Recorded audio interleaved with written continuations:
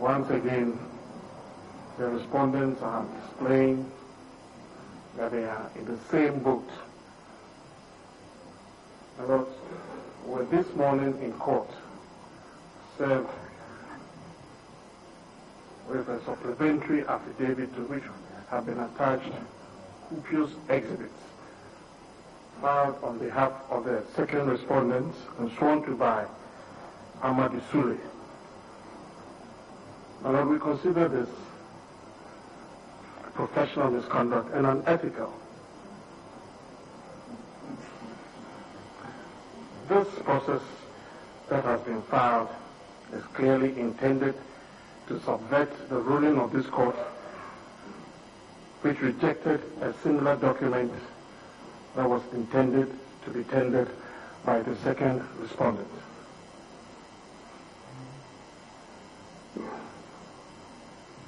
Also, it is in clear contravention of the order of this court that the parties file affidavits together with supporting exhibits by a stated period.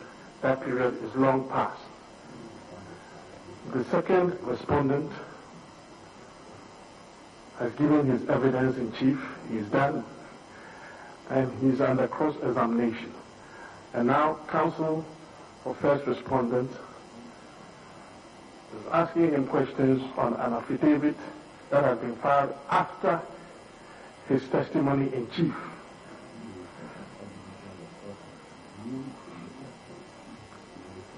Now, does it mean that the parties can all simply file supplementary affidavits attaching to it documents that have been previously rejected by this court, and then it can be filed whether they've closed their case, given evidence in chief or not? Is that what we're being told? This clearly is fresh evidence. It's an issue that did not even come up in its evidence in chief. It relates, as I said earlier, to documents that have been rejected by this court. And it's subversive of both the order and justice in this case. And we respectfully urge this court to strike out this supplementary affidavit so it will not be the subject of any cross-examination.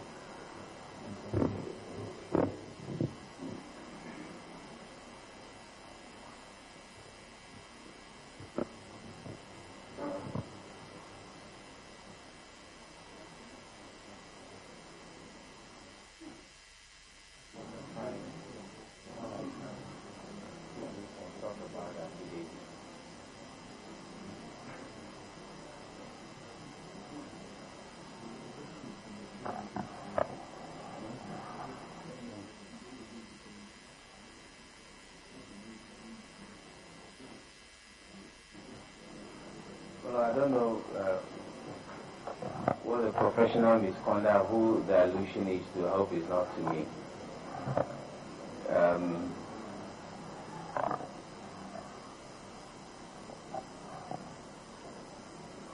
In my cross-examination, my Lord, respectfully, I am entitled to elicit information from the witness, even if that information, if the information had not been, the witness had not been examined about the matter. To the extent that the information is relevant to the first respondent's case, I should be able to elicit that information. And it is a relevant consideration whether or not the witness had, beyond the list that was provided and exhibited in this court, taken any steps to ascertain the veracity of the figures that are contained on the pink sheet.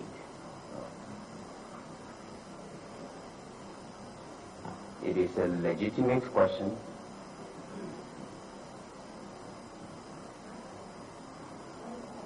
Aimed at resolving what is clearly and by the witness's own testimony an anomaly on the face of the pink sheet. And if you lordships recall, prior to tendering exhibit NDC2, a direct question was asked Dr. Baumia whether or not it was his case that he had report of 100% no verification in any polling station. He said no, that would not be true. It was based on that these exhibits were tendered. And when the custodian of all electoral documentation is in court, I'm entitled to elicit from him confirmation of the first respondent's case, whether or not, in fact, in those polling stations, verification did take place. As regards the affidavit itself, we did not file it. I would leave that for the second respondent to respond to. But in terms of our case, and in terms of the response to the steps that he had taken pursuant to being shown exhibit NDC2, we think is clearly legitimate. And I respectfully request your Lordship to apply the same criteria that was applied when we were trying to cross-examine, when we were raising objections, or we tried to support points raised by Electoral Commission, that this is not, certainly not, the petitioner's witness. He's not the petitioner's witness. And he should also be restrained from raising objections in respect of a witness that is not his. Again, ask your Lordship, say, what is good for the goose is good for the gander.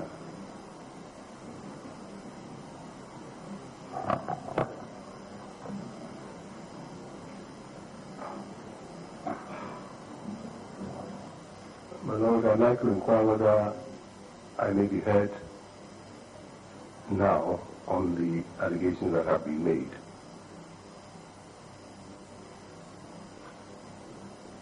Very well, my Lord. First of all, I'd like to mention that the exhibit that was rejected yesterday, on Monday, in your Lordship's ruling, is not included in the affidavits the affidavit that was filed and the attachments thereto.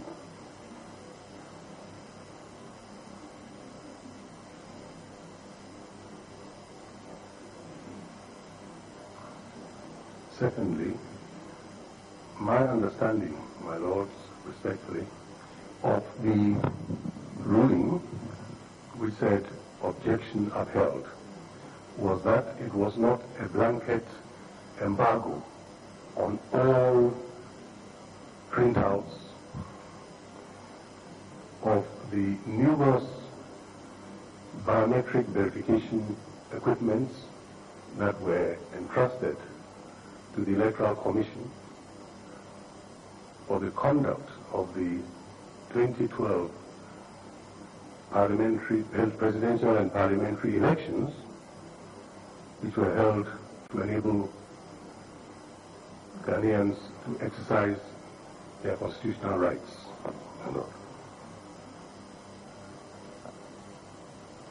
The first objection that was raised by Mr. Addison was that it was not by affidavit, and we should have filed an affidavit. This was when the matter was argued on the 3rd. Bearing in mind that your Lordships had ordered that this trial is by affidavit, we have filed an affidavit, admittedly not within the 5 days initially ordered,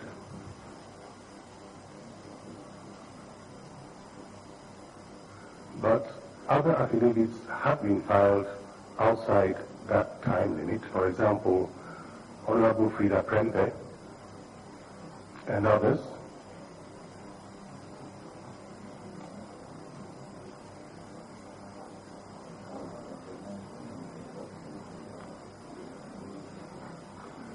Further, I'd like Your Lordship to consider that the witness of the second respondent is still in the witness box, and counsel for the petitioners can cross-examine him to the extent that he wishes.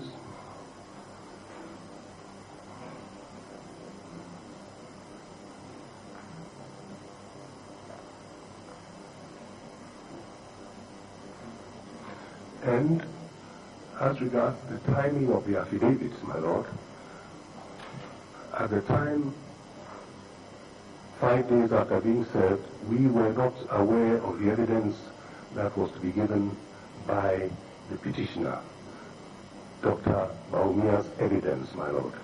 And it was in the course of that evidence that we learned that any figure in C1 repeated in C3 would result in an annulment of all the votes of that polling station.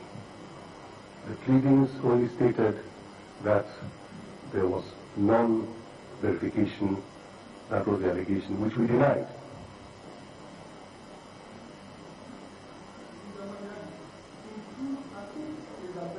Affidavit was filed alongside the affidavit of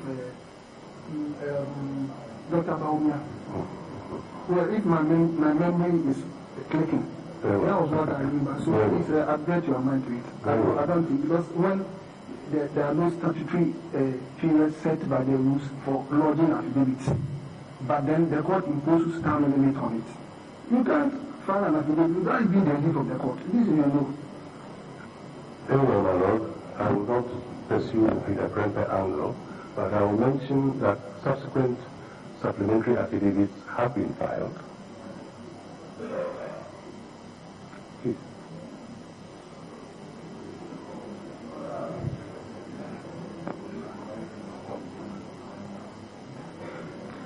Lord, I'd also wish Your Lordships, having indicated that the trial is by affidavits, to consider affidavits in this matter akin to pleadings, which, with leave of the court, can be amended up to just before judgment is delivered, my Lord.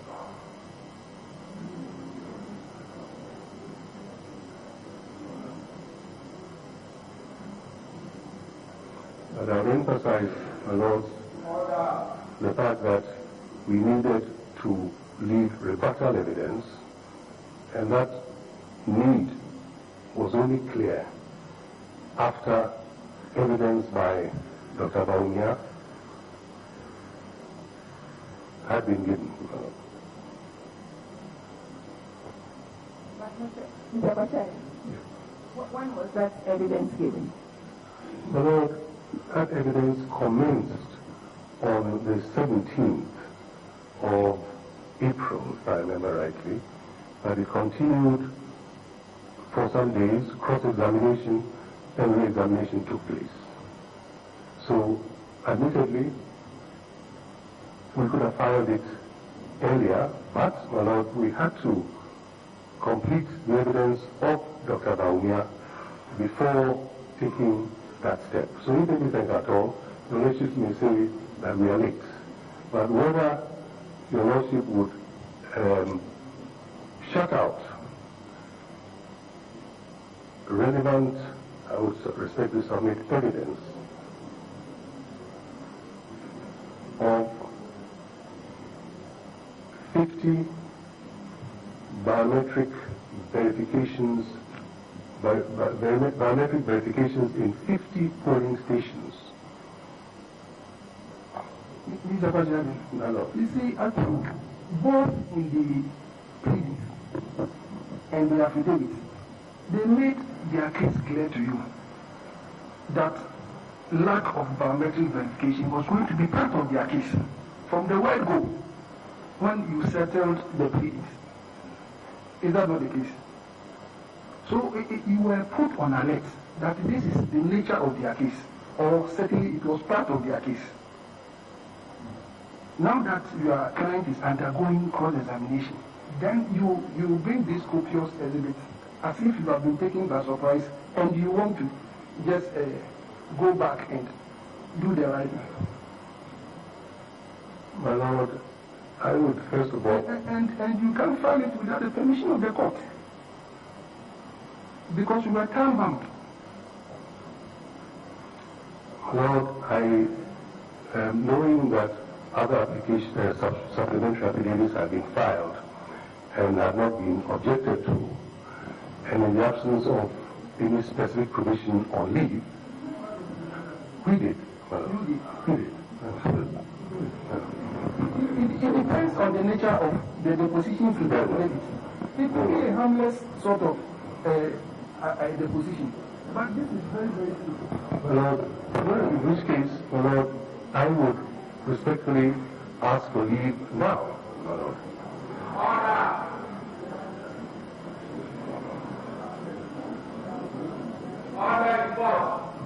Lord, and I'll buttress it with the importance of the evidence that is sought to be presented to your lordships.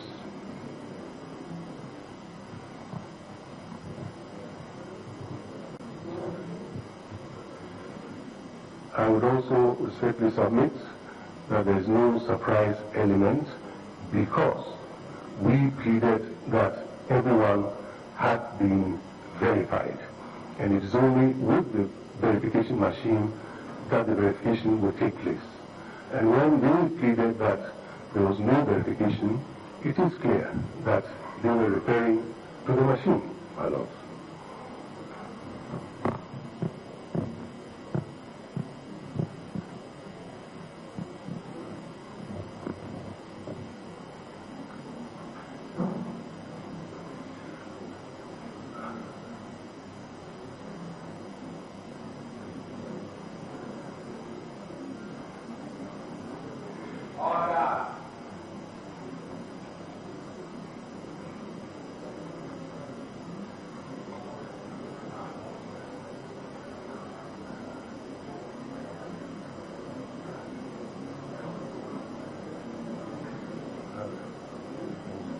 Lord, may I proceed?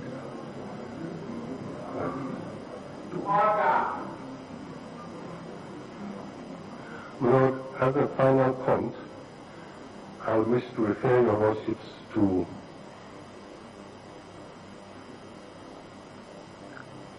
civil procedure, a practical approach by Kwame Tete.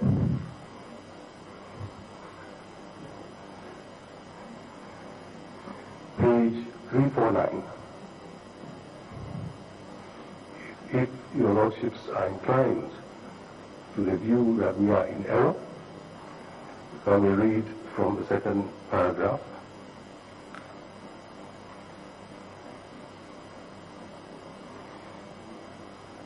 Now, it's a reference to two cases. One is Anthony versus Ning Timber.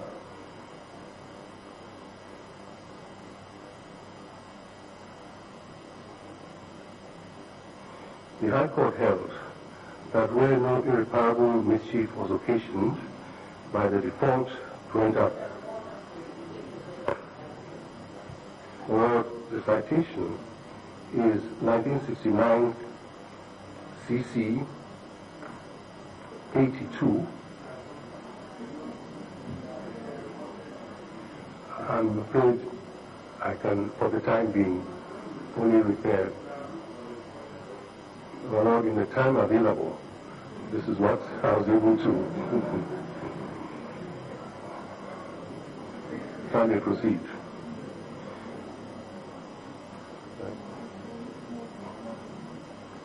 The court held that where no irreparable mischief was occasioned by the default to enter appearance, the blundering party prepared to pay the cost ought not to be denied a determination of the case on its merits, even where the application was unaccompanied with an affidavit on merits.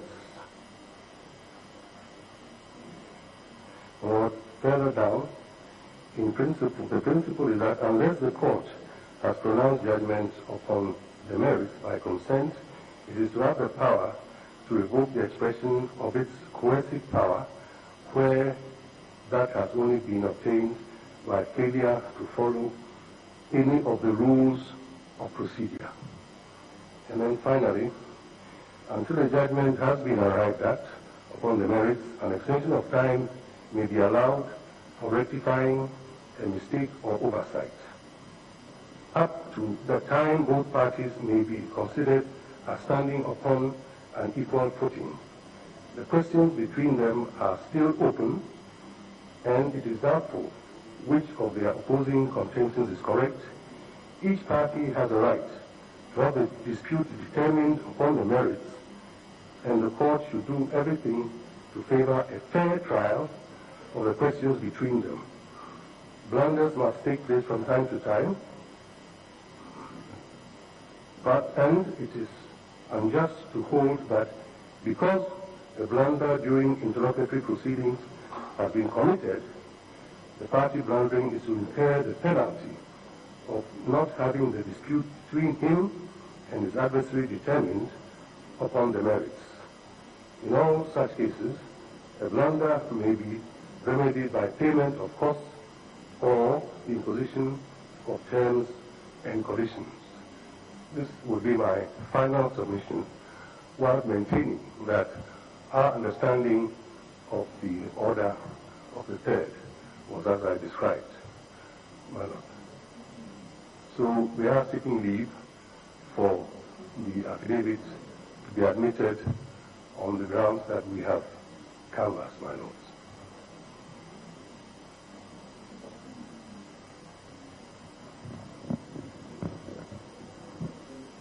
My Lord, I raised a preliminary issue about whether or not counsel for the petitioner should be allowed to raise objections during my cross-examination. This matter was hotly argued, and your lordships essentially asked us not to interfere with cross-examination with matters directly in relation to the second respondent's witness. So we're raising the same issue as a preliminary point, whether Mr. Addison should be allowed to raise objections during my cross-examination of the second defendant's witness. And I respectfully submit that he should not, and that the rule that was applied to the first and third respondents ought to be applied to me. Respectfully, like a ruling on that issue before stating it. To what counsel has just said, my objection is to a document that has been filed by the second respondent. It is not an objection directly to the first respondent. It is an objection to a document filed wrongly by the second respondent, which the first respondent is seeking to rely on. And I think we are within our rights to object to it, because it has been improperly filed. I'm allowed to make a point about what the second respondent said. This is not a blunder. Respectfully, I raised a preliminary objection. I'm going to just ask your lordship to apply the same standard, respectfully. That objection should have been raised before I started my cross-examination. It was raised within the context of my cross-examination, when I asked a question. So while I'm not trying to, I just think that it's fair for your lordship to determine whether or not in fact, or whether in law, he should be raising objections during my cross-examination. And that is a preliminary point I respectfully ask your lordship to determine. But Mr. Lisa, your question, if it had been asked without any reference to the documents that he is objecting to, that your objection would definitely be upheld. His objection is to the reference to the documents which he has a problem with. So it is not so much to your question, but a reference to that document. If it's not my question, then the witness should be allowed to answer the question. Once the issue of whether or not these affidavits are public before the court has not been determined, then you can't refer to them in your question. My Lord, I thought we should have raised this matter before I started my cross-examination, because we were served with the documents and no objection was raised to it, and we are referring to it in our cross-examination. But if your lordship perhaps will give a ruling on it. Yeah, maybe you will.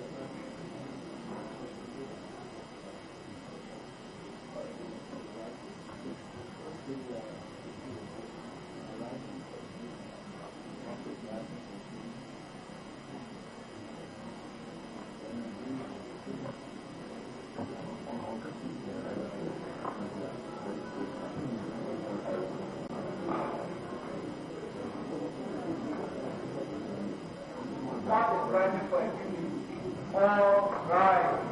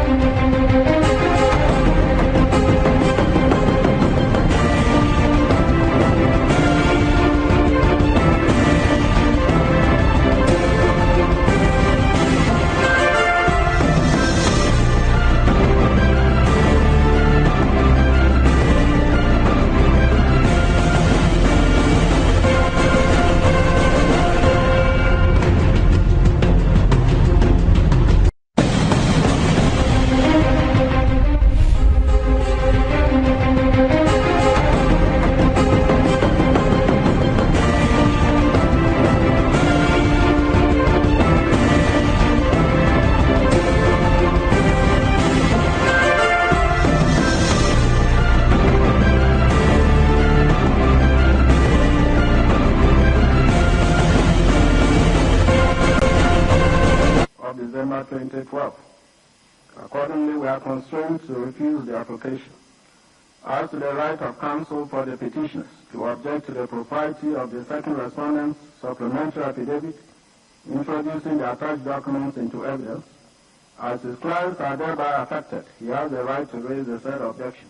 Accordingly, the objection of Mr. Tony Litter, counsel for the first respondent to the same, is overruled.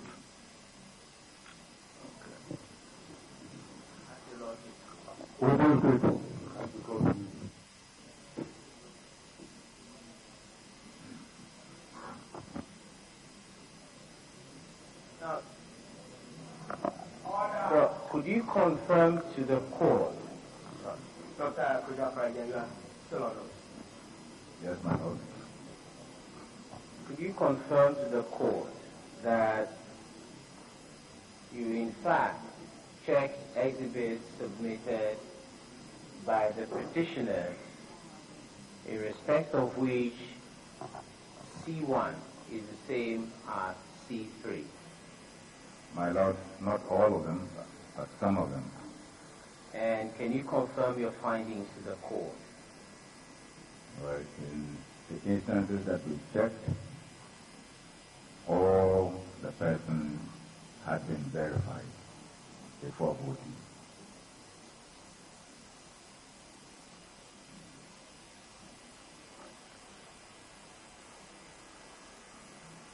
Now, you must have seen an extract from a news report in which the first respondent, the president, during the election, called on the Electoral Commission to allow persons to vote without going through fingerprint verification. You must have seen that. My lord, I'm not sure I understand the question very clearly. Petitioners exhibited with their petition, exhibited to the affidavit, an extract of a reportage during the time that the election was, when the news broke that there were difficulties with the machine. Please take a look at it. It's exhibit MBB, my lord.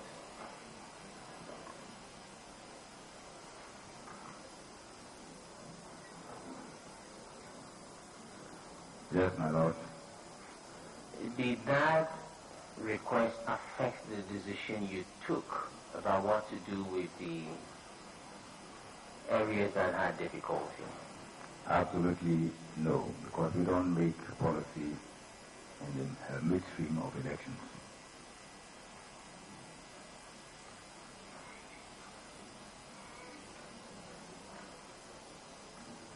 Now,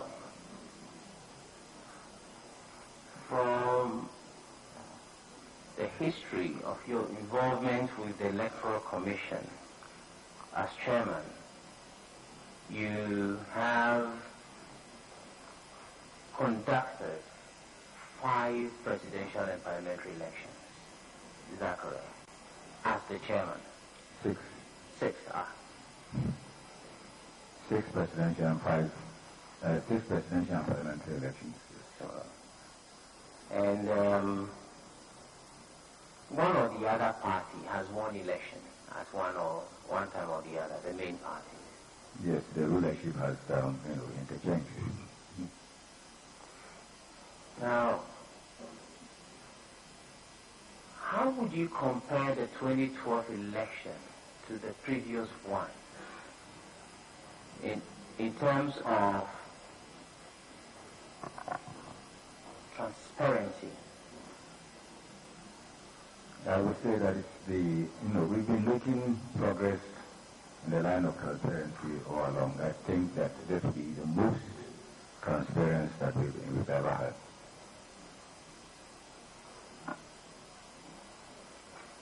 Now, another thing, you stated also in your examination in chief that the pink sheet in its current form incorporates what was previously 2 documents. Yes, my lord. I'm asking a direct question, Doc. When polling agents sign at the bottom of the pink sheet, what do they sign to? Polling agents and, polling agents. What do they sign to? Candidate agents. Candidate agents. Polling, yes. Candidate agents. When they sign the declaration form, what do they sign to? Certify to the fact that according to them, the elections proceeded well in accordance with the rules governing the election. Now, does that include the results as declared? Well, yes, in the declaration refers particularly to the results of the election. So they are in 2 parts. The first part is the ballot information. The second part is the declaration of results. And that's where the agents sign. And that's where they declare that the results are a true reflection of what happened at the station. Although you have sat in court throughout the testimony of the petitioner, second petitioner, and the representative of the first and third respondents. Have you heard anything in this court that would make you change your mind about the declaration you made of the winner of the elections on 9th December 2012? Absolutely no. But no, that'll be all for the witness.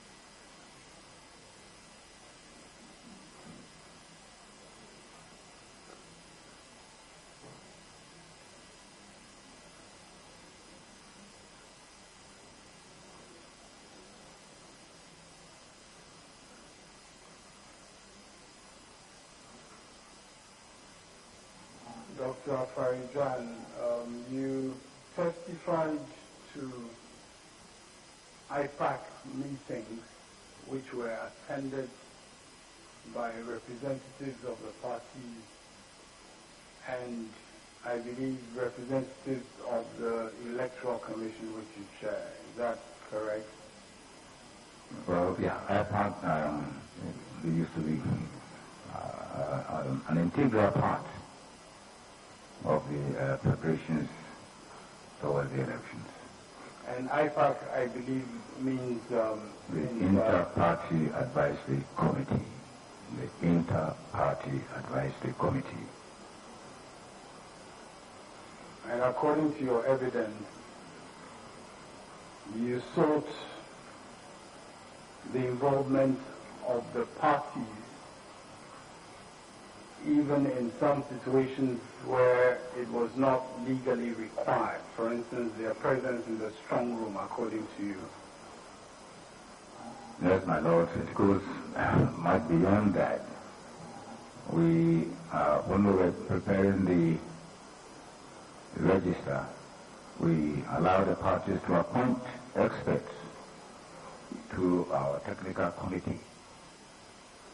When we were preparing the instruments, the constitutional instruments for both the registration and the elections, there were party representatives on the drafting committee. So yes, we involved them in areas where there is no legal requirement to involve them. And did the New Patriotic Party participate in those opportunities that you gave to the party? Yes, my lord.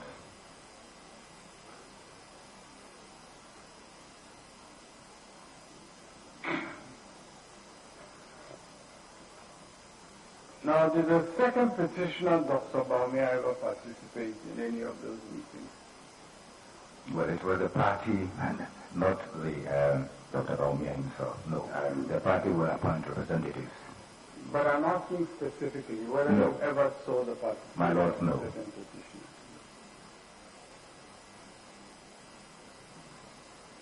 You never saw him at any of the IPAC meetings? Well, see, the IPAC meetings are attended by the party executives. Normally, the chairman, the secretary, and some other people who hold executive positions. No, it's not the flag bearer of the party. I still do ask my question. Did you ever see him, Dr. Baumia? Well, I have seen him, but not... No, at the IPAC meeting. No. I know my question. Now, you also mentioned that you gave some briefings to presidential candidates. I believe one in Accra and one in Akosombo. Yes, my lord. And you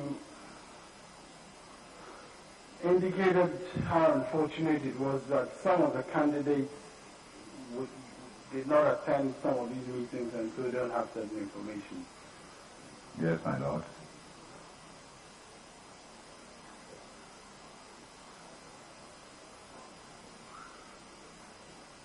Did the second petitioner attend any of those briefings? My lord, in person, no.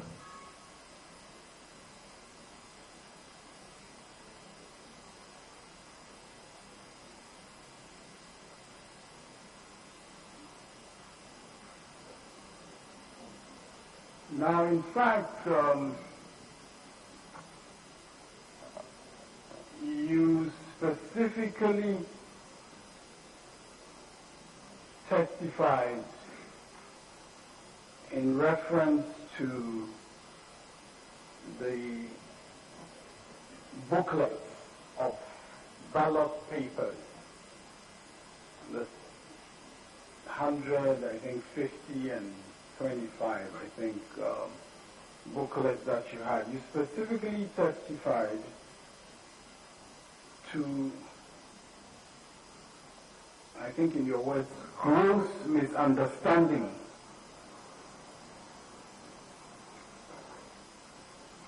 involved in calculations about this 10%. But I think your words were gross misunderstanding. Did I hear you right? Yes, my lord. But I was talking about the distribution to the polling stations. Correct.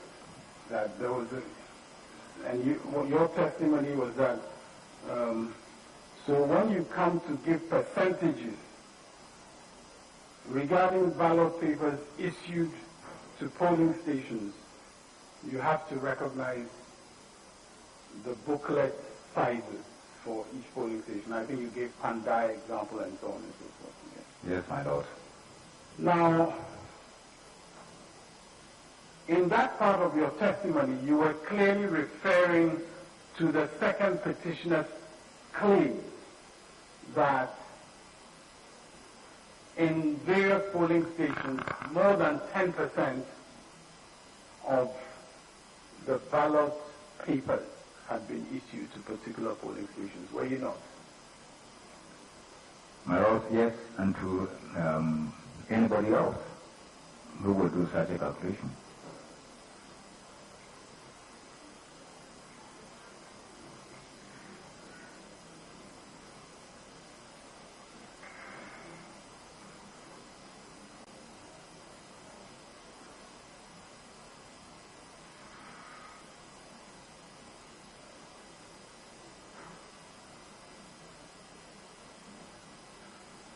Now,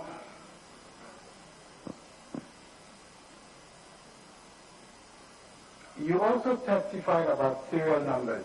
Can you give me the EC2? Yes, my lord. Exhibit EC2.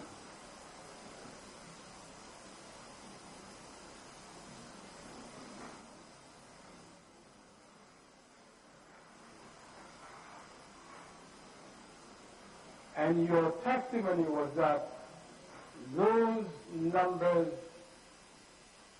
that are alleged by the petitioners to be serial numbers, you testify that they were not numbers of the Electoral Commission. That was your testimony. Yes, my lord. I explained that those numbers are not generated by the Electoral Commission. They are generated by the printer. And if I may explain, when you've ordered thousands of booklets of pink sheets to be printed, the printer could find a way of knowing exactly how many he has printed. And we at the receiving end also have to find a way of making sure that we are getting the number that we ordered to be printed. And that is the basis of the serial number. And your evidence is that those numbers have really absolutely nothing to do with the identity of the polling station, the identity of the results in the polling station. That was your evidence. Absolutely no. And your testimony also suggests that in training these candidate agents, and indeed in training also your own election officials, that number has no relevance to their functions. Has no relevance at all. Now, if you have a look at Exhibit EC2 on page 50, on page 51,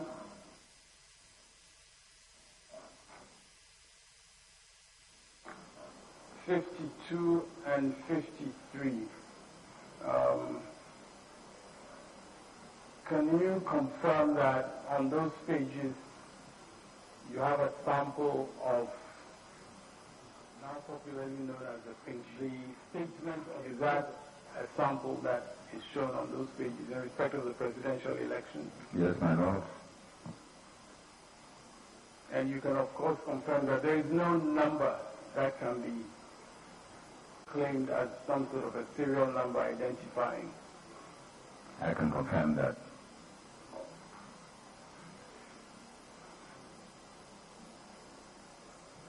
So obviously, in your training sessions using this manual, no reference whatsoever was made to such a number. Is that not correct?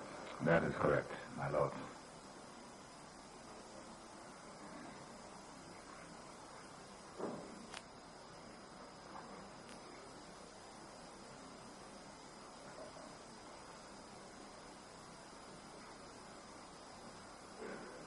Now, Dr. Farijan, just for a moment, if you refer to the way in which the Supreme Court decision in St. Ade caused you to make certain adjustments to the way you conduct your affairs as regards the registration process. You remember that? My lord, I do. Now, just assuming for a moment that the Supreme Court in its wisdom were to decide that that serial number is in fact a serial number which is relevant for elections and so on. Now, if that sort of decision were made, you would agree with me, would you not, that you would have to apply that across the board in respect of every situation which was affected by such a ruling. You can't apply it in Greater Accra and not in the Western region. You can't apply it in the Northern region and not in the Upper West and so on. You would agree with that, wouldn't you? But we would look at the decision carefully and draw the implications it has for doing our work. And specifically, I'm asking in relation to the serial number, because the petitioners are saying that there is serial number which has some relevance to the elections, and they are saying that whenever you see one number for a polling station A, and the same number is in polling station Z, then you nullify the votes of everybody in those two polling stations. That is their claim. You understand that, do you not? I do, but what we are saying is that as of now, the serial number does not have that relevance. On the other hand, if the Supreme Court were in its wisdom to decide that it should have a relevance, then we would have to find a way to make it relevant. Yes, and what I'm saying is that you would have to make it relevant throughout all the polling stations, not selectively in one polling station and not the other. Across board. Across the board. Yes.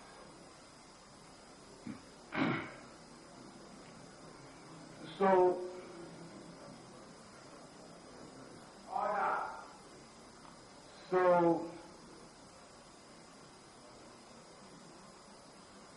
as you recall, when the third petitioner and his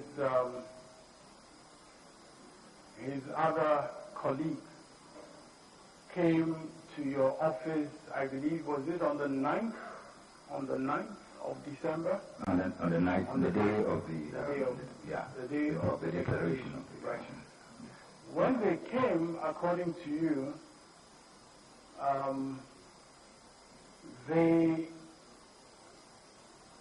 think you explained that at some stage you asked for material on the basis of which you and your other colleagues could assess the claims they were making, and you indicated that in 5 out of the 7 constituencies that they talked about, they only have a partial set of polling station information and not the complete set? Okay, my lords, let me explain that there were two meetings. Okay. Was one earlier, the one that we are talking about refers to the meeting at which the Peace Council was present.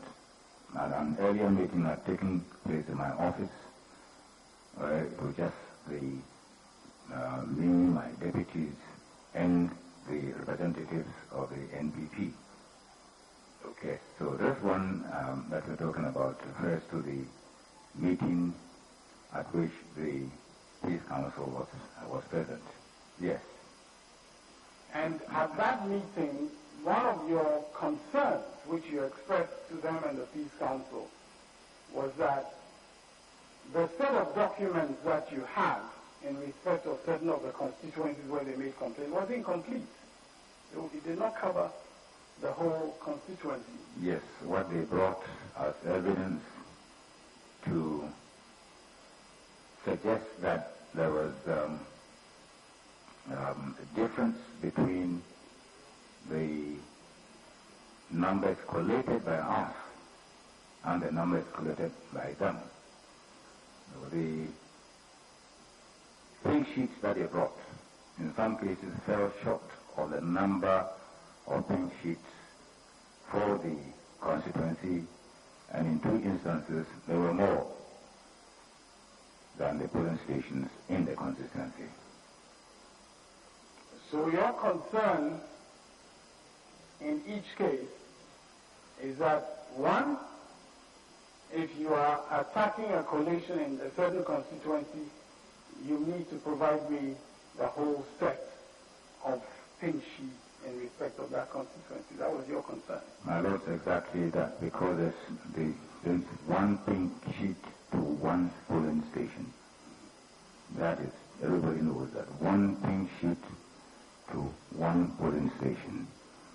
So if there is a constituency which has 100 polling stations, and you are claiming that there is a discrepancy between our collated results for 100 polling stations, you cannot justify that claim by showing, say, 80 pink sheets. And you, of course, as the returning officer for the presidential election, you have to deal with 26,002. Isn't that correct, for the presidential elections? In fact, that is your sort of responsibility. Yes, for the entire country, my lord, yes, 26,002 voting stations. So if the petitioners, for instance, brought pink sheets for 24,000 polling stations and asked you to make a declaration of somebody as president, of course you would throw them out like you did in the office. Is that not correct? Well, I would always declare the result on the basis of all the polling stations in the country.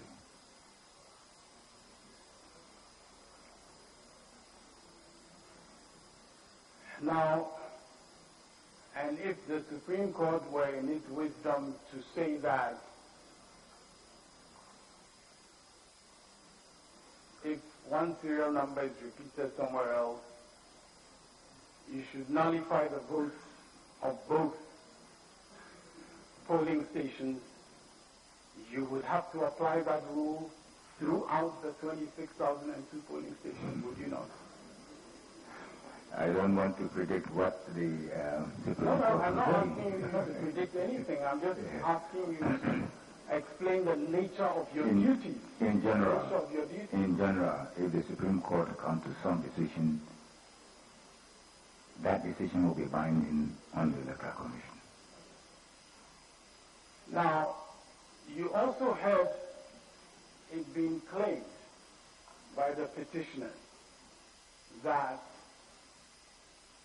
a number of presiding officers did not sign, and you gave us a very, interesting analysis of how many didn't sign and so on and so forth.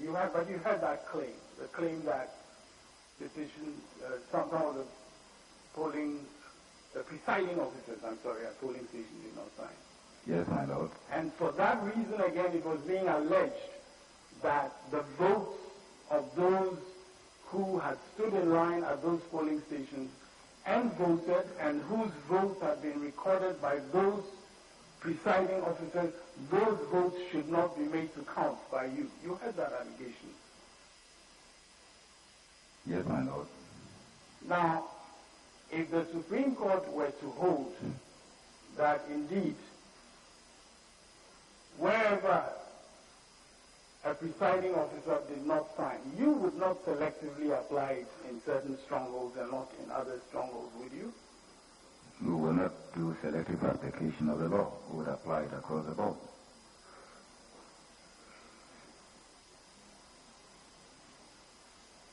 And you would, for that, have to go through all your 26,002 polling stations to see where, if there was such an infraction, where that occurred, would you not?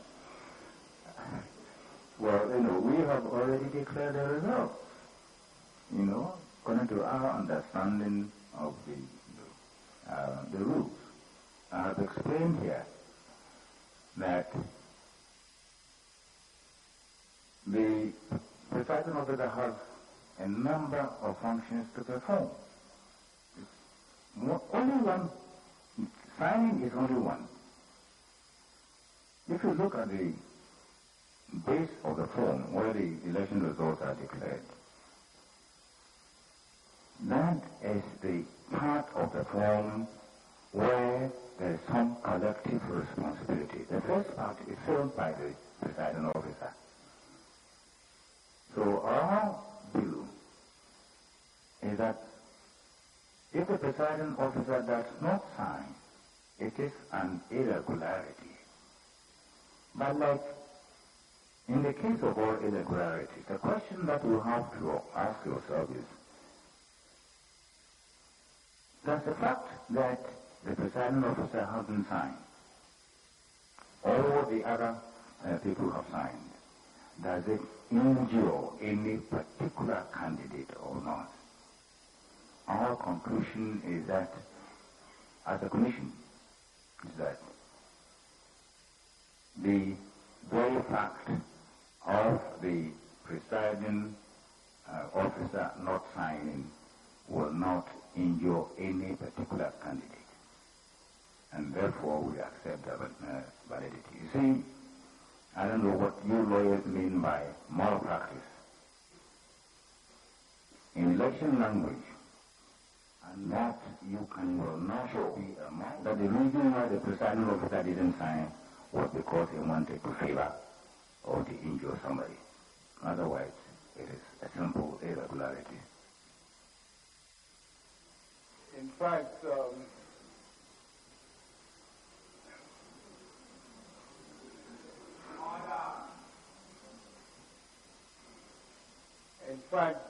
Dr. Farizan, you would agree that if presiding officers have the ability by not signing to make the votes of people not count, that would actually be a danger to the rights of people who are queued to vote. Would you not? My Lord, I would agree, because somebody could be prevailed upon not to sign.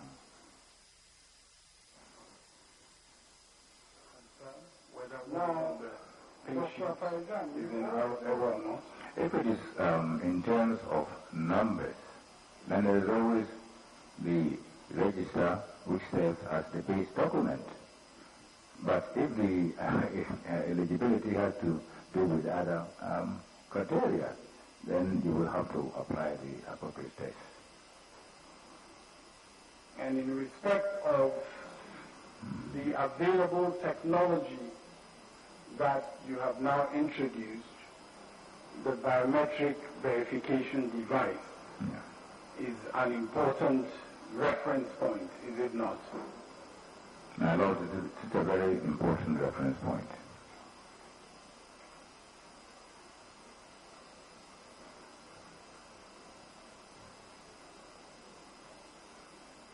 Now, if you just look at the, I think it's,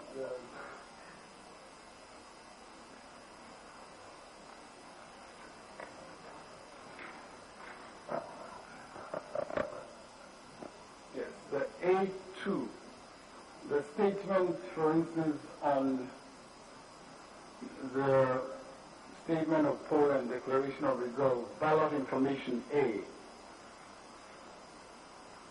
What is the number of ballots issued to this polling station? That's how it reads. What is the number of ballots issued to this polling station? Now, is there any other record of the number of ballots issued to this polling station? Well, we would have already done a printout, which would be in the possession of the political parties, indicating exactly how many ballots are going to each polling station. We would have done that. The returning officer, in giving out the ballots to the presiding officer, will ask for documentation.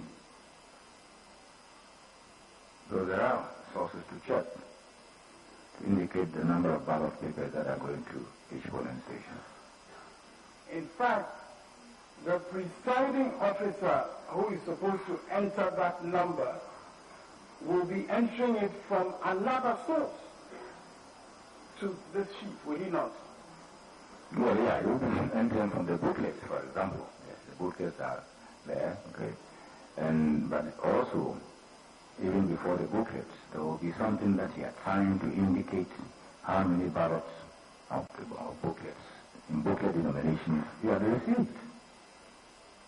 And equally, in relation to the A2, what is the range of serial numbers of the ballot papers issued to the polling station? Whatever he's going to enter there will be coming from another source and imported into the pink sheet. Is that not correct? Well, indirectly, yes, but you see, we will not indicate in the supply source what the serial ranges are. In terms of what he signed for. What he signed for? What he signed for will have the serial. No, to indicate he's been given booklets, maybe 2 of 100, and 2 of 50, and 1 of 25. And the booklets come into his possession. Yes, the booklets come into his possession, yes. And those booklets have the serial ranges. Will have the serial ranges. And what he is supposed to enter in A2 is supposed to reflect those booklets that he has received. Yes, exactly.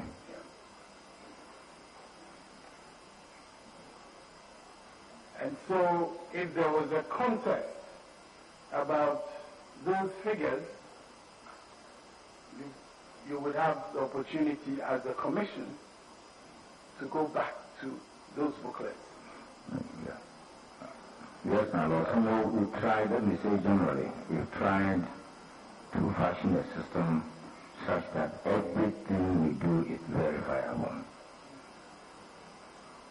And we've been working on this for a very long time now.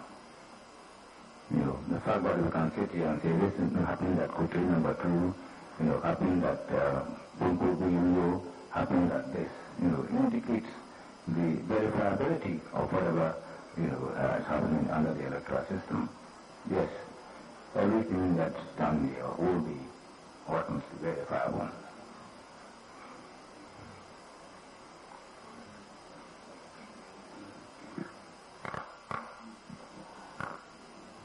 Now, I believe in the context of the compilation of the register also, again, you talked about in a big exercise like this, you cannot rule out mistakes, and then you went through explaining to us the steps like exhibition and so on that you take in order to make corrections and all that. You recall that? Yes, my Lord. And again, in that context, it was your evidence that you count on the political parties to be involved in the process of making any corrections that might need to be made, or making an input into whatever corrections need to be made. Yes, and in fact, when we lost some of the data, in some cases we relied on the political parties to give us the estimate of the number of people expected, because we had given them the daily printouts. There had been close collaboration between us and the political parties in trying to arrive at a very good electoral system. Let me put it generally that way. And so, when you talked about the fact that at each polling station on election day, the political parties had the voting register, which you provided some examples of intended. Yes, my lord, we gave them exactly as many registers as we were using for the election. That means with the register of every polling station, exactly the same register, not to just one political party, but to all the political parties, in effect. And some of them will be receiving more because some of them were not offering candidates in certain places. Did you at any point before you declared results, did you receive any complaints about any party not having received the register? My lord, no.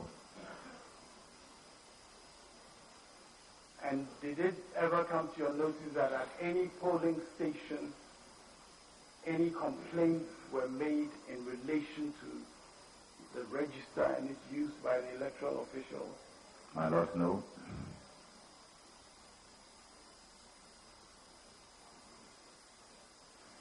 Now, in fact, Dr. Farijan, I think you were modest in only telling us a few of the international accolades that you have received, which some people may not like to hear about. Well, but I believe that these accolades are in recognition of the quality and integrity of elections that have been conducted under your chairmanship. Is that not correct? My lord, I would hope so.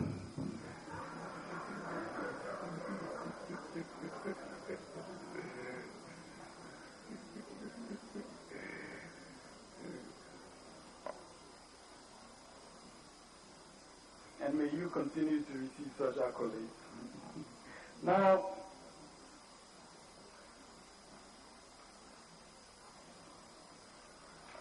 you also explained, and I just need a little clarification to complete my understanding. You explained the process of moving results from the polling station level to the constituency level, where you have the returning officers, and according to your description, really that expression, returning officer, is more appropriate for the parliamentary elections at the constituency level, because it's my understanding that at the constituency level for the presidential election, there is no returning officer. Is that a correct understanding I have?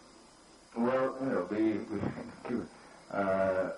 for good or ill, we have designated somebody as a returning officer at the constituency level. Okay.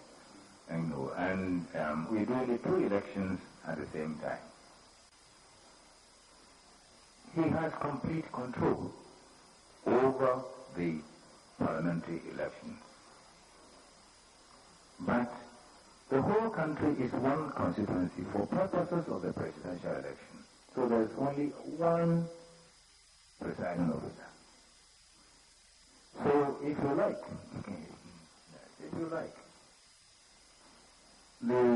Just as you have a returning officer and presiding officer for the various polling stations, the role of the returning officer at the constituency level in relation to the presidential elections is analogous to the role of a presiding officer to the constituency.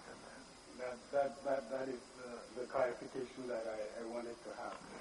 And at that level, you also described a process of collation, and you described it in terms of having to lift numbers from the polling station totals and so on in respect of each candidate, lift them onto a collation sheet.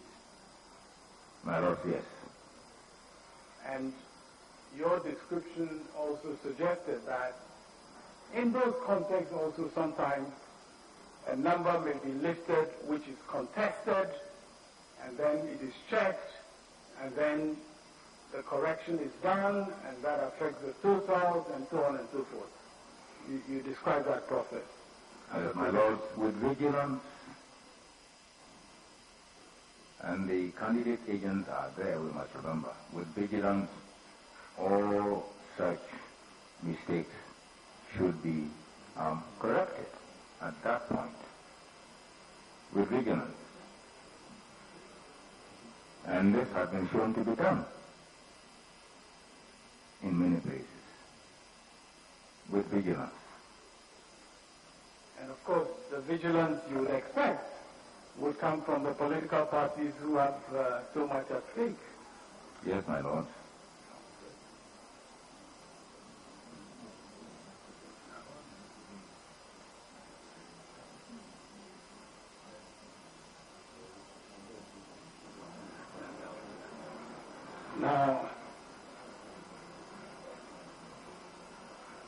Now, just in terms of the preparations towards the elections, I believe that one of the important meetings you had with the parties and their representatives had to do with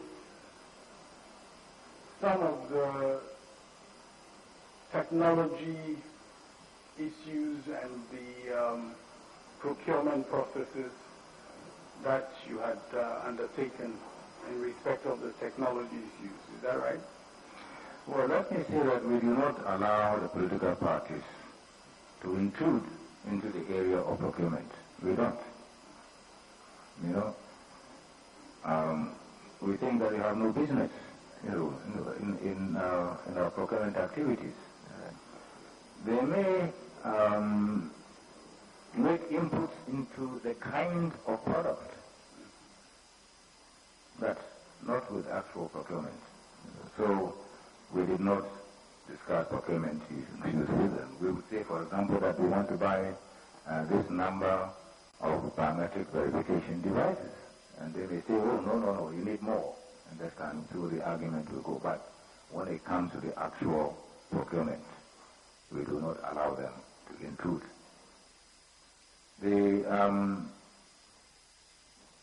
How the technology works is a subject of common mutual concern and interest, so we freely discuss those aspects of the product. So in respect of the biometric verification device, for instance, you had explanations to them about the ways the device functions? In fact, when they were being tested, yes, and I can see somebody smiling, my Lord. When they were being tested, they were there. When we were doing the pilot,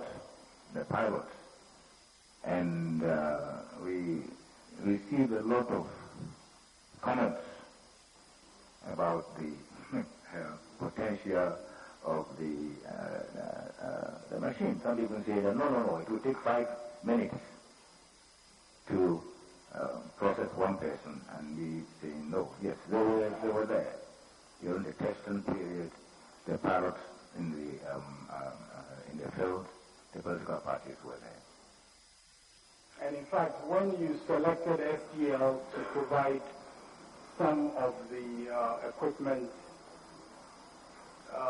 the political parties were made aware of it?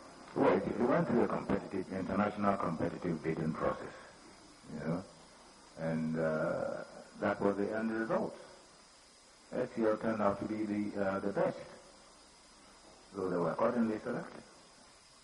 And were you surprised when you suddenly heard stories on election day about the role that they were supposedly playing?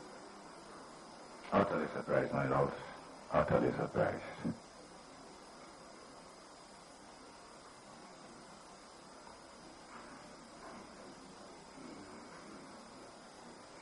Now, Dr. Farijan, you were asked in your examination in chief whether you know the first petitioner. You remember? Well, we asked everybody else, my lord. Yes. Yes. Well, I'm referring to the first petitioner. Yes, I was asked. And you mentioned that you knew him as the presidential candidate of the New Patriotic Party. My lord, I think that was sufficient for purposes of this occasion. Yes. Any other knowledge I have of him is privileged. Well, Dr. Farijan, I'm going to break through that barrier of privilege. In fact, Dr. Farijan, you have known the first petitioner for a very long time. My lord, I'm saying that I would want to keep my knowledge of him privileged.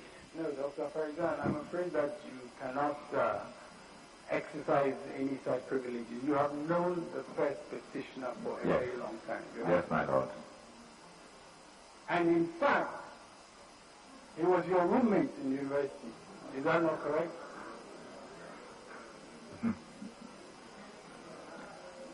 My lord, that is not a subject of the action here. It is relevant. It is relevant. And I need not tell you why it is relevant, but he was your roommate. Is that not correct? I was privileged to be his roommate. In Legon Hall. In Legon Hall. University of Ghana. Yes. And if I may be allowed to say so, about counsel. Yes. Yes, if I may be allowed to say so about counsel, he was my junior. That is correct. That in is the same correct. hall. That is correct. In the same hall. For how long was he your roommate?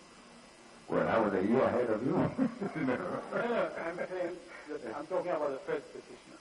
Petitioner, I prefer to say 2 years, he prefers to say 3 years. But that's, how close we were. Yes. And you would agree that you have maintained a cordial relationship with the first petitioner, would you not?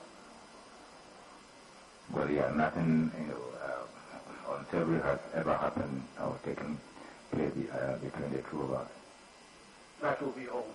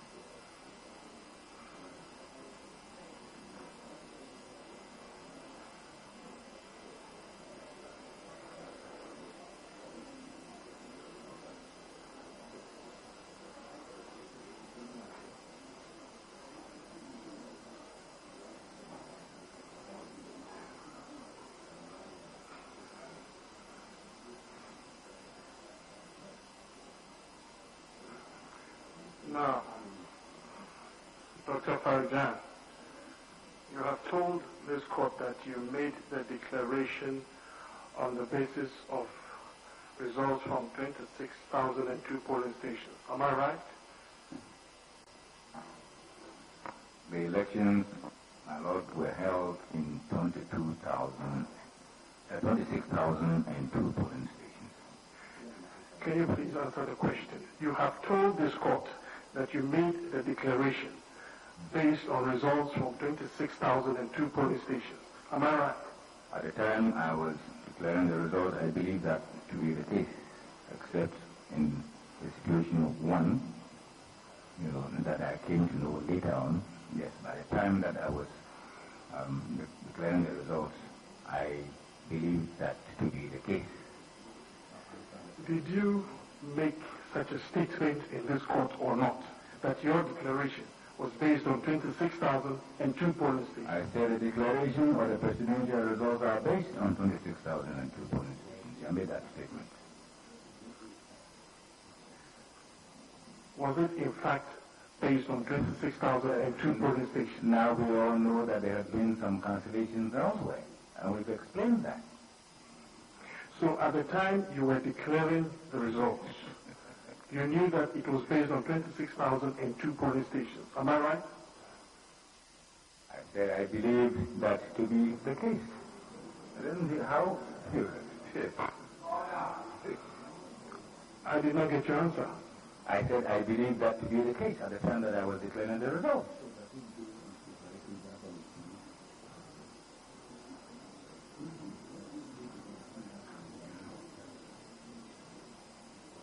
So at the time you were making the declaration, have you set eyes on any pink sheet? Well, we don't bring pink sheets to Accra. Have you set eyes on any pink sheet? I'm saying we don't bring pink sheets to Accra. That implies that I would not have seen. Can you answer the question directly? Can you answer the question directly, please? My lord, the witness has answered the question. He has said that no more pink sheets are brought to Accra.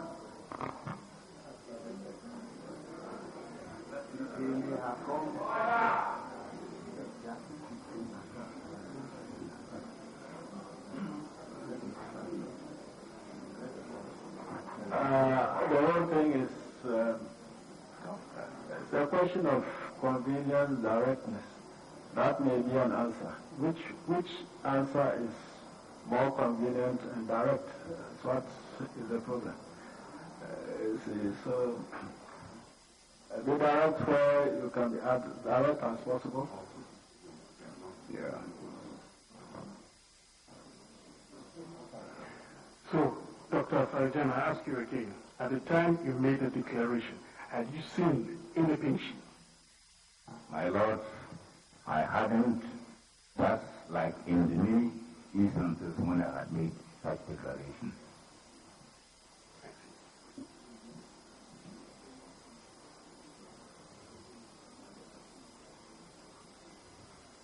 So that as a returning officer for the presidential elections, you were not aware that the results were not up to 26,002 polling stations.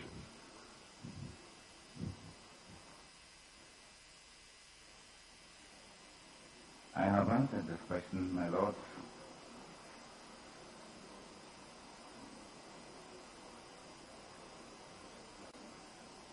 No answer?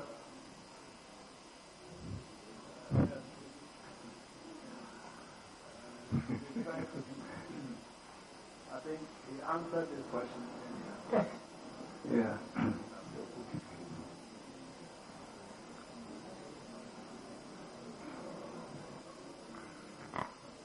He said that at the time of the declaration, he knew that his declaration was based on 26,002 stations. But later, there was development because there were cancellations else in respect of certain places.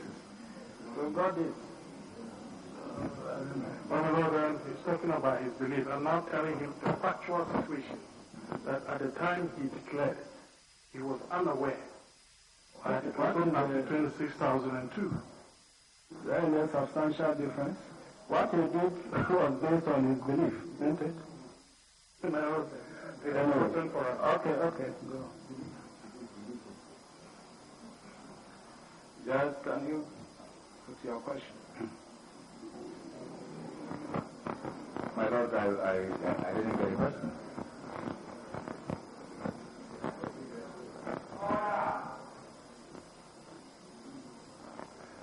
But at the time you made the declaration as a returning officer, you did not know that it was not based on 26,002 polling stations.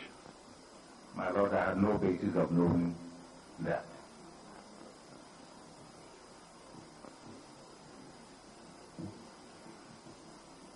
Now, Dr. Farijan, can you tell the court what was the main purpose for the introduction of the biometric verification? Well, two things.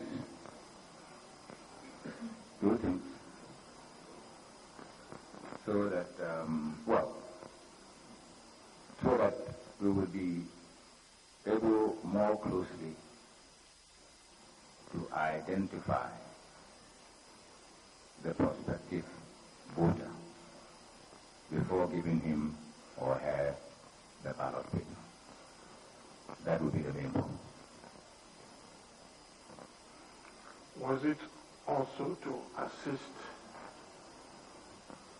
in the detection and prevention of impersonation and multiple voting?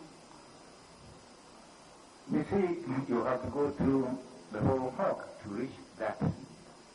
The biometric registration. I thought you would give him time. He indicated two things. And he stated the first one to identify.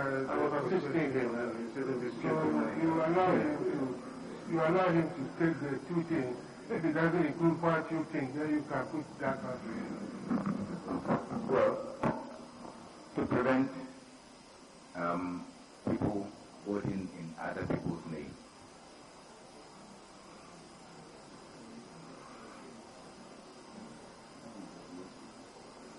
That is impersonation. That is impersonation.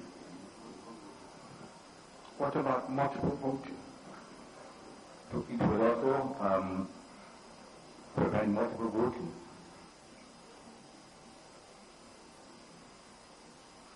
Now, would you say that the introduction of this biometric verification had in fact eradicated these practices from the last elections?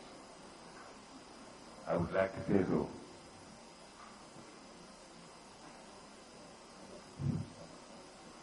You'd like to say so? Yeah, you see, if I say possibly it has eliminated, I have eliminated the human dimension from the election.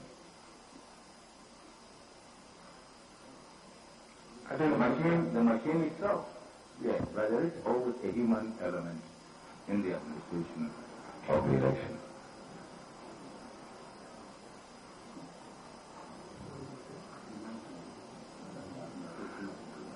When you say human element in the administration of elections, what are you talking about? Well, let me give you an example of what I would say. We know that to become a candidate, you must have your name in the voters' register. On election day, and we certify that before we say you're a candidate. On election day, I'm the presiding officer. You come to the station, the machine takes your picture, but is not able to take your fingerprint. If I were the presiding officer, I will let you go and vote. I will let you go and vote because the essence of verification is to establish the true identity of the prospective voter. That is the human element. I don't really understand what you have just said in relation to. You're trying to justify voting without verification.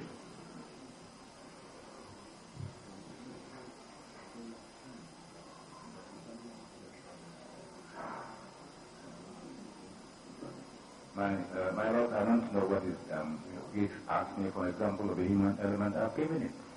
So you're telling this court that your presiding officers, they have a discretion in allowing people to vote without verification? I have not said that, my Lord. I have said, for example, let me give you, for example, the paramount chief of the town, Cleanston Police Station. We know him to be the paramount chief. We know his name is in the voters register. And that machine won't take his fingerprint. Then we say, no, you can't vote.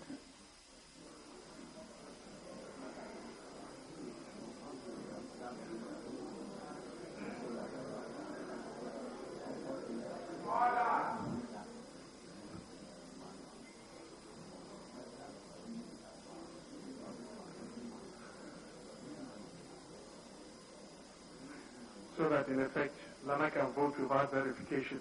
And so there will be no indication of it on the verification machine. That is what you're telling the court.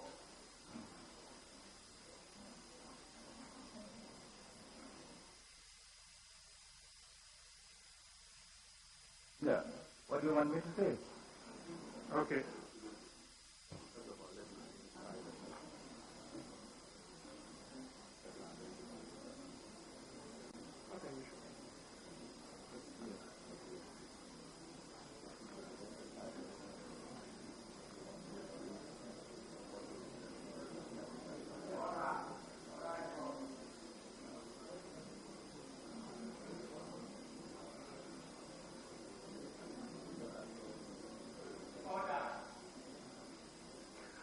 Now, Dr. Afarijan, you have also told this court that the BVD has several components. Am I right? The BVD? No, I haven't said that. My Lord, I haven't said that. Please let us confuse the BVD with the registration kit. The registration kit has several components. Yes, registration kit, not the BVD. Now, what are these components? Of what? About yes, you're talking about two machines there. Talking about the... I thought you just made a clarification that it is a registration kit. There's a camera, there's a computer, there's a printer, and what is the fourth one? Okay, I'll give you the camera, the printer, the Scanner. The scanner, yes, 4 components. Thank you for the help.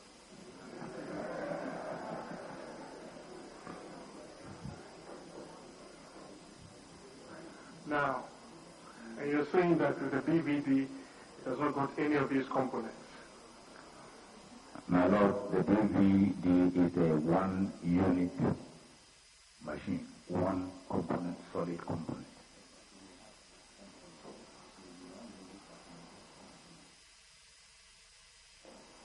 So on election day, what information is given by the BVD?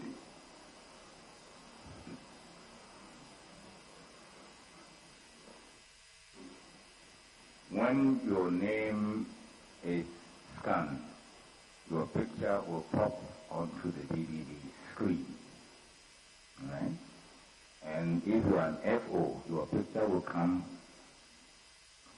along with an FO. If you're not, it's only your picture that comes. And then we require you to then put your finger on the DVD machine itself, which will then tell you in a voice, you are verified or not verified. Meanwhile, it will have stored in its memory. It will have stored in its memory your voter ID card, your full name, and the time that it has verified you to go and vote.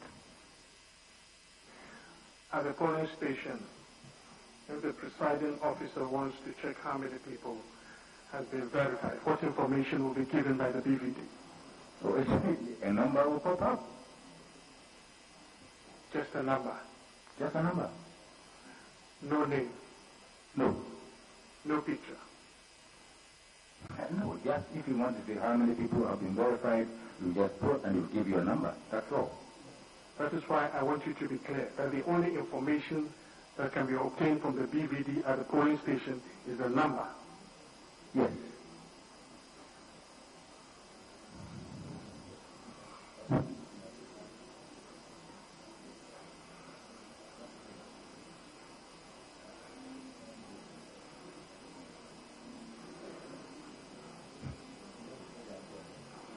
Now, I want us to go back to the process of registration.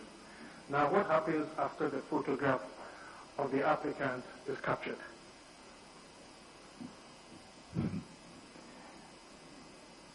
We take the photograph and then prepare the voter ID for you.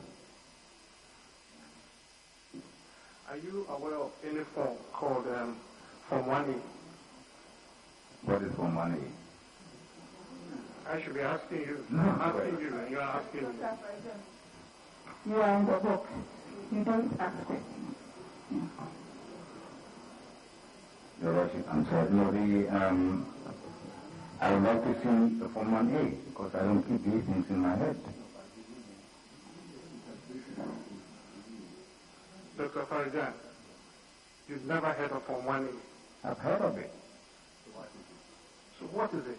You are the chairman of the Electoral Commission. It is one of the forms used in the registration process.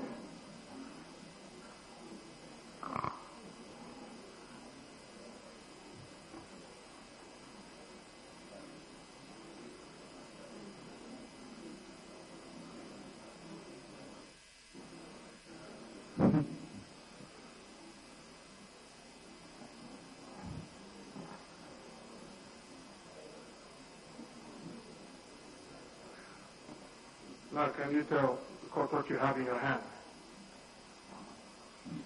That is Electoral Commission of Ghana Voter Registration Form 1A.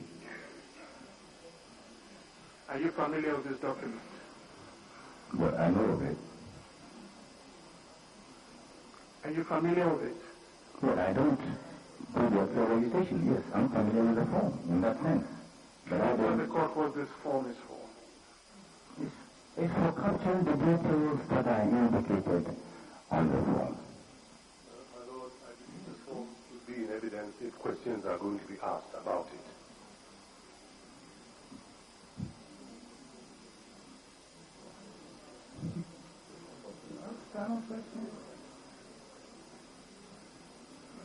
Yes. We wish to tender it to you.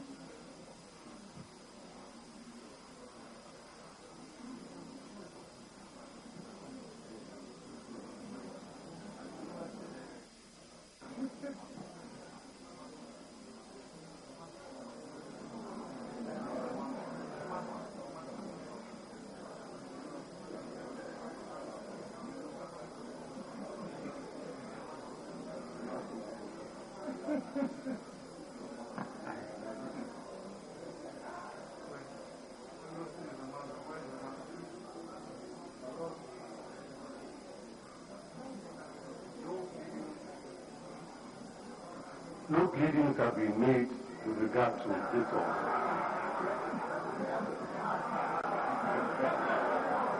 And no reference to it has been made in the evidence of Dr. Baumia. And it has not been mentioned in the evidence in chief of Dr.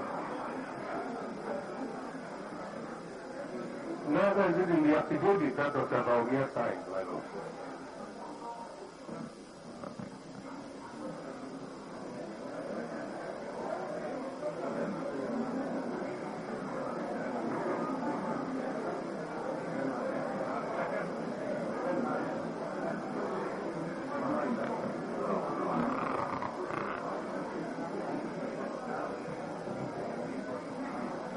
Well, what is good for the goose is good for the gander.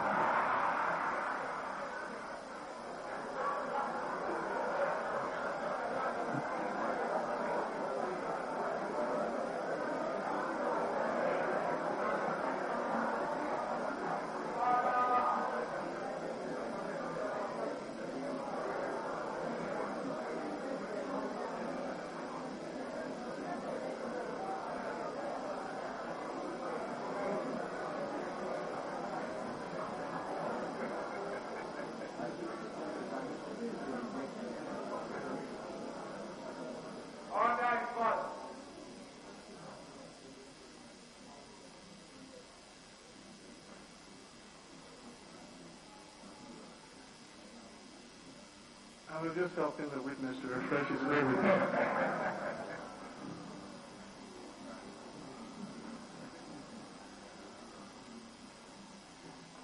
So, Dr. Farjan, Form 1A is a form on which an applicant fills out his particulars.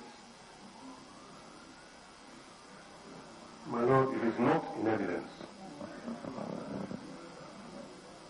The applicant, my Lord, the applicant himself or herself does not fill that form.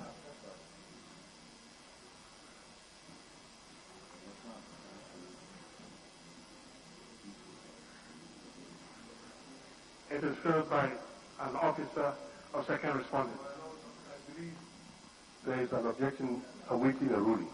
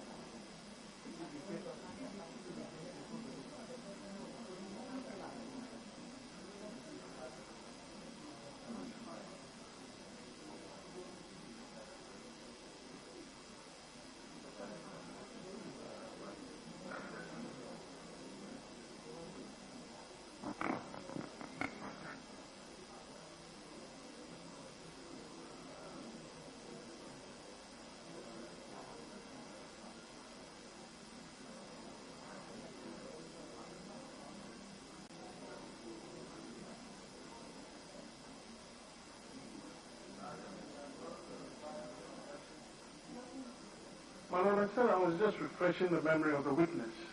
I mean, that is all. We're not tendering it.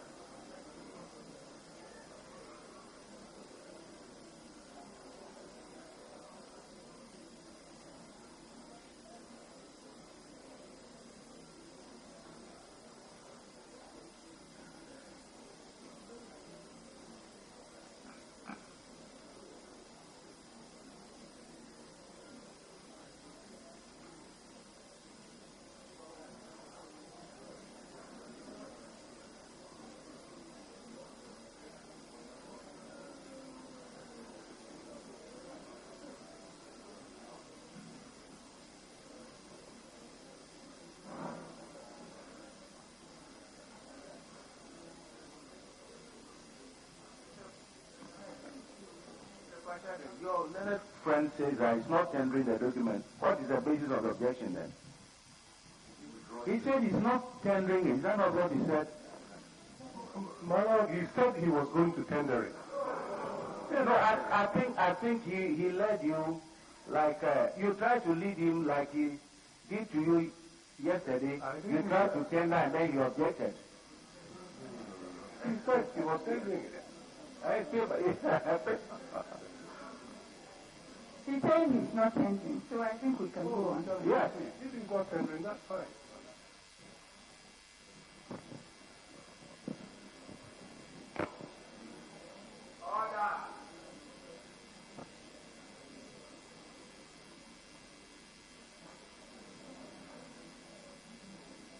Dr. Farijan, so Form 1A is filled out by a registration official upon information given by an applicant. Am I right? My lord, that's correct.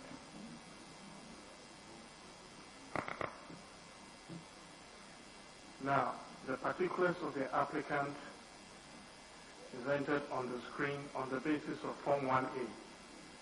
All the information is on Form 1A and it is transferred to the screen by the registration official. Well, nowadays we are doing it directly, with direct capture. Can you please answer my question?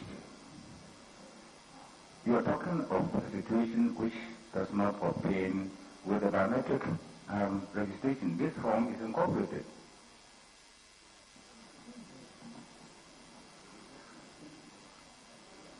I'm asking that the information entered on Form 1A is then transferred to the screen and filled out. I'm saying that with biometric, my lord, I'm saying that the difference between the previous form of registration and the registration that we just did, which we call biometric, was that this information was captured directly. The information that we require was captured directly. There's some particulars that we will get and then we will keep at some place, but the direct capture of information is what makes and distinguishes our system from the previous registrations. Now, Dr. Afarijan, was Form 1A not printed for the purposes of biometric registration for 2012? We've used similar forms before. Answer the question. Was it not printed for 2012? My lord, we printed a Form 1A for the 2012 biometric registration. Now we would have printed Form 1A for previous registrations too. Now, I'm suggesting to you that Form 1A was a form that was filled out by the registration official when an applicant went to register. Thank you.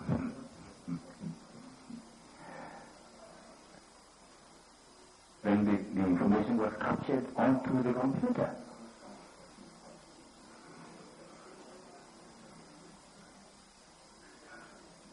Do you agree with me or not that it is Form 1A that was first filled out for the 2012 registration? I agree. Good. And the next stage was that the information on Form 1A was then captured on the screen. Okay, let's say okay.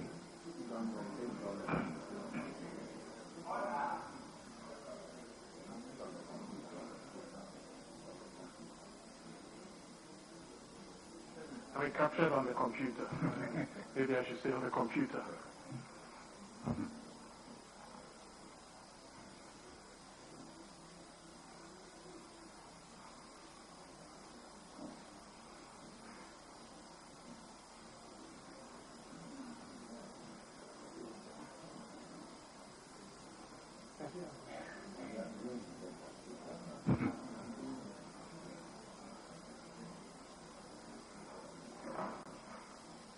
Have you answered my question? Yes, please. My lord has answered. I said yes, okay.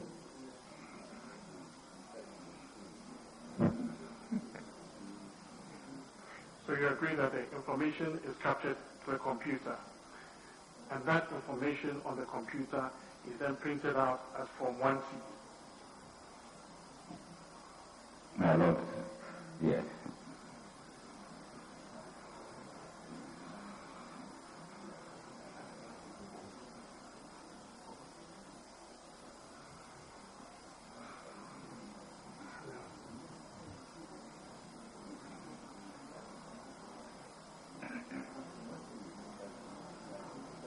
Now, the lower left-hand portion of Form 1C is torn out and laminated, and that is the voter ID card.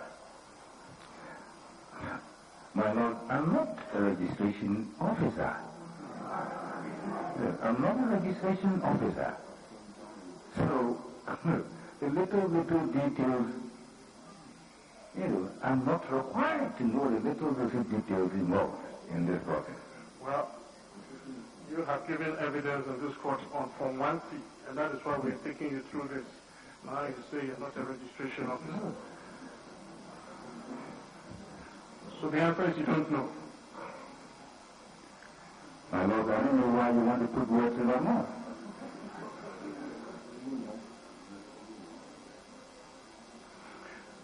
Dr. Faidan, do you know or you don't? My Lord, I do not know what he is asking me, whether I know or do not know.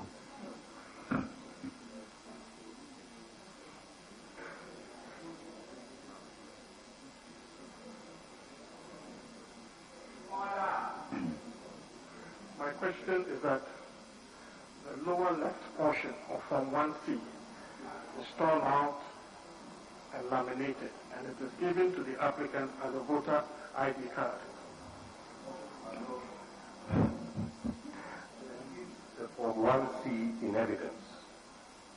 I suggest that Mr. Addison, instead of questioning the witness in a vacuum, should show him the exhibits and proceed. Yeah. You're saying to the lower left column and all that. You have said that he's not a registration officer. Oh, now you want him to see exhibits.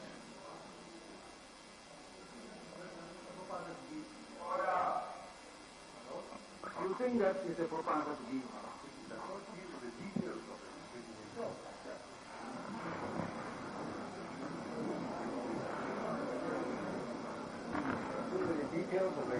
And Dr. Faidan, can you answer my question?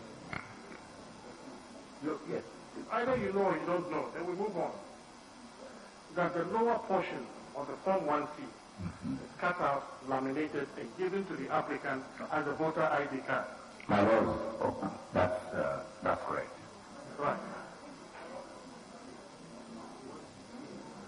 Now,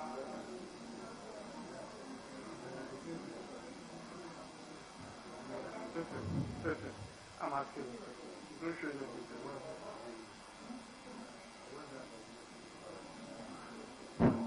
Counsel, I am confused.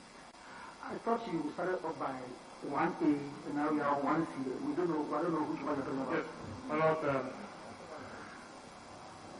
Form 1A is a form that is filled manually when an applicant goes to the registration center. He gives information and the registration official enters it on Form 1A. He then subsequently transfers the information on Form 1A to the computer.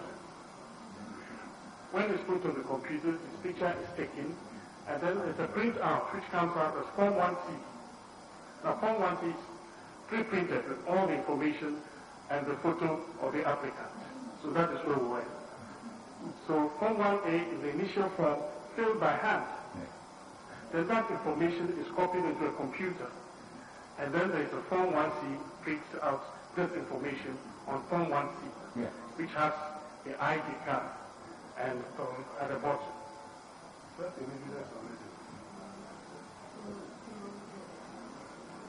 I hope that for example, you follow the sequence so far. My Lord, I follow him. And the right lower portion of Form 1C is a receipt that is given to the applicant. Am I right? All right.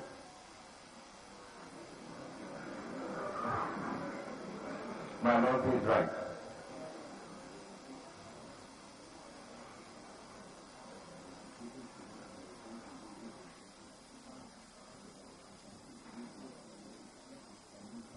Now,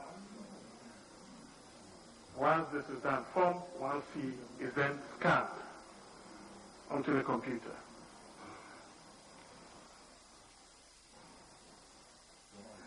My Lord, okay, yes.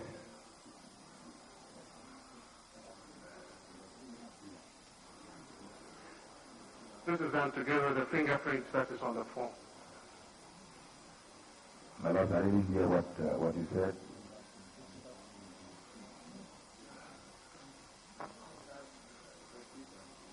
Together with the fingerprint? Yes. Yes.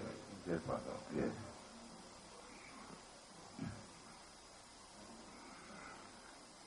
Then the voter registration form, which is this Form 1C, is scanned into the computer. Is it what? It is scanned. Into which, I'm not supposed to directly petition.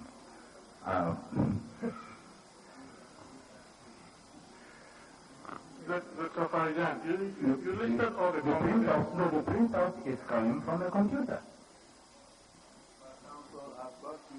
Yes, the printout is coming from the He said from 1C is then stamped onto the computer. He said yes. Together with the fingerprint, he said yes. That's where we are. Very well. So, at the end of the day, all the registrations that is done, it's saved on a pen drive. Well, yes. It's either a pen drive or on an SD card. Yes, it's saved in some form, in the electronic form.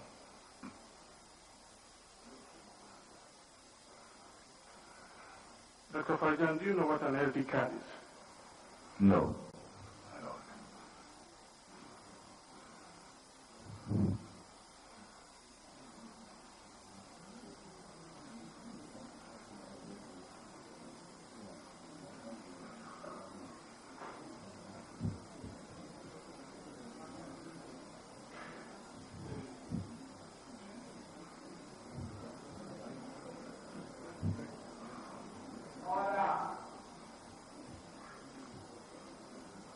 Now,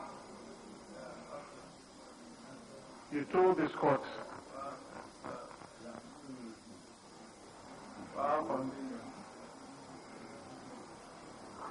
Rest must at this stage want to deal with the KPMG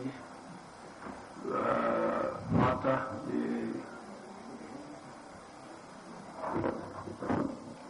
Yes, okay.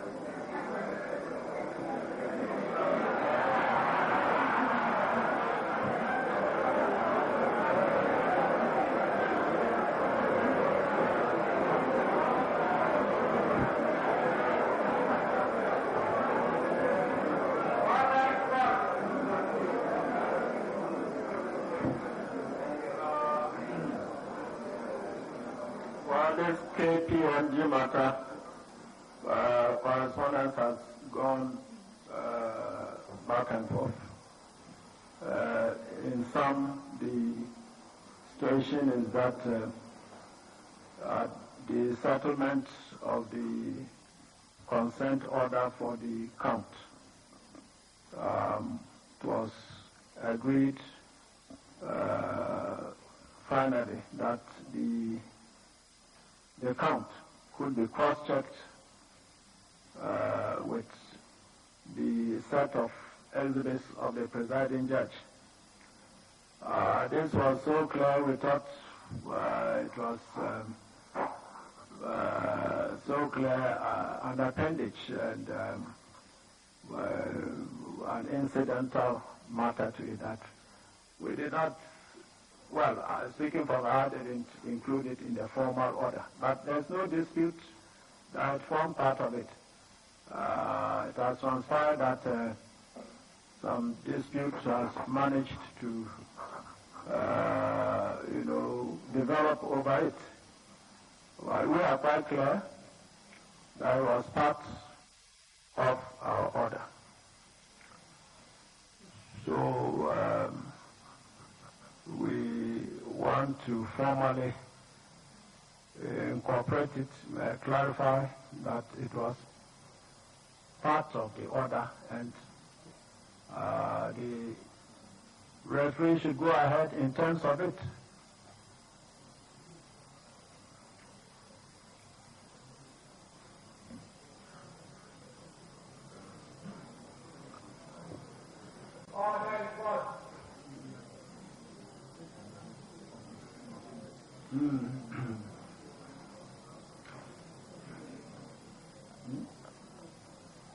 Well, we are grateful for your clarification.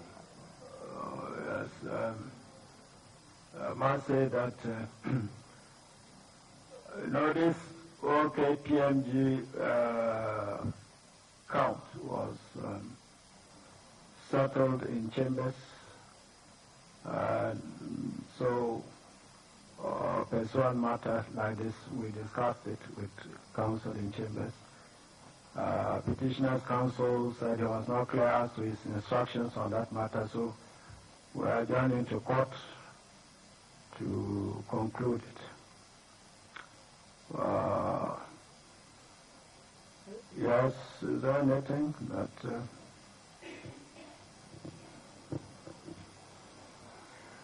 My Lord, I have just two issues to raise on this matter. First is that this issue of a control set of documents was raised on the 21st day of May 2013 by the counsel for third respondent.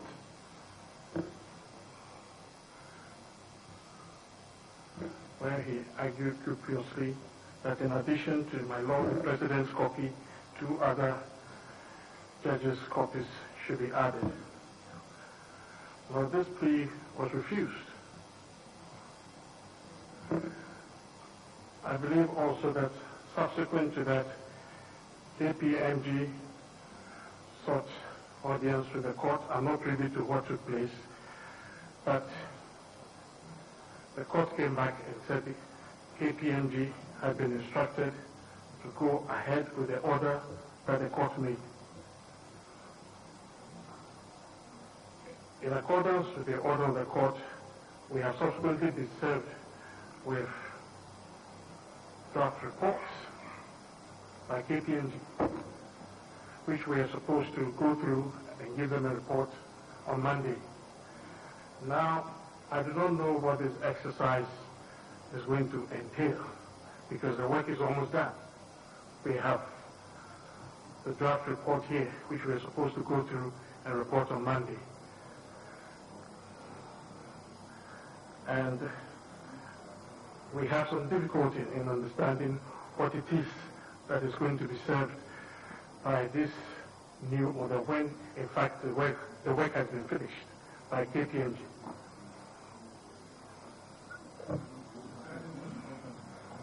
I believe you were part of the team of lead counsel with matters in chambers, and we agreed initially when the order was made that apart from the speeches in the custody of the registrar, there will be a control mechanism by the use of the president's set, the presiding judge's set of pin sheets. That was the initial understanding upon which the order was made. And as the president has just said, that did not form part of the order that was read in open court. It was agreed. subsequently, the control system was sought to be extended to cover one or two more other judges, but that was refused. It didn't mean that the control system had been abandoned. So when we met KPMG, I thought the President made that clear to KPMG in chambers. And so I believe that the control system forms an integral part of the initial understanding that was reached in chambers. The only unfortunate thing is that it did not form part of the formal order, but it was the basis of the understanding. My Lord, with the greatest respect, I think I indicated in chambers that I accept that there was a discussion about the control system, but I do not recall that I agreed to it. There was a discussion, there was an issue about the number of inches that my Lord the President had. He had even a word with the registrar. So there was no certainty of what even he had. And there was no such agreement, so far as I can recall. Now, in this court, as I have mentioned, on the 21st of May, this same application was repeated here. It was refused. Counsel, you see, even from your submission, that on the 25th, counsel sought to have two more judges added to the President's set of cases, go to show that the President's copies were already part of the original arrangement. It was only because they sought to add. So, I mean, it's unfortunate that out of the 9 judges sitting here and 4 lawyers that are before us, only you seem to have to be under the impression that it was only a discussion and that it wasn't an agreement. Because we are all convinced, we are sure that it was an agreement that the President's copies should be used as a controlled check on the registrar's copies. I mean, it admits of there was no ambiguity whatsoever. I mean, it's strange that only you have that impression. I'm really surprised. My Lord, I will not press the issue, except to say that, as I said, on the 21st, these issues were raised in this court, and it was refused. Additional. My Lord, if it was the only respect of the additional, then KPMG did not comply with the order of the court. What I have before me here, which is the proceedings of the day, does not indicate that there was agreement that they should go ahead with my Lord the President's copy. But if your Lordship says that is your understanding, I will not press the issue. We'll leave it at that. That's not our understanding. That's what we agreed on. Is that our understanding? Very well. My Lord, I will not press the issue.